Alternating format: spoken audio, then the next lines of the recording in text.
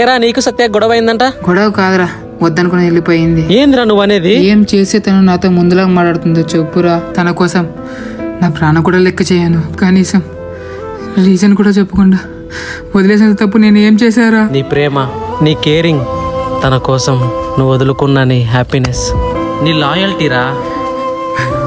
ఎందుకు మీ ఫ్రెండ్ వాళ్ళ రూమ్ తోలుకొచ్చినావు? నువ్వు నన్ను నిజంగానే లవ్ చేస్తున్నావా?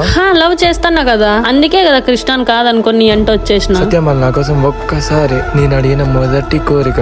సత్య ప్లీజ్ కాదనకు. సర్లే, వీడు అడిగింది ఇచ్చి మళ్ళీ పెళ్లి చేసుకోమని అడుగుతా. దీంతో అయినా సంతోషంగా ఉండొచ్చు. అనుకున్న ప్లాన్ కంతా పడేసిన. ఏం వీడు ఫోన్ చేస్తా? అబ్బా వీడో కూడా నా ప్రాణానికి. రే ఏందిరా నీ బాధ? మొదలుపెట్టిన కథ ముగిసిందనుకుంటా. మరో కొత్త కథ కోసం ముందుకు వెళ్తున్నావు. ఈ కథలోనైనా జాగ్రత్తగా ఉండు, ఎందుకంటే అందరూ నాలాగా ఉండరు. నాకు నువ్వు వద్దంటే అర్థం కాదరా? నువ్వంటే పడి చచ్చిపోయే ప్రేమను చూసావు కదా, ఇంక నుండి నువ్వు వద్దనుకునే పంతాన్ని కూడా చూడు.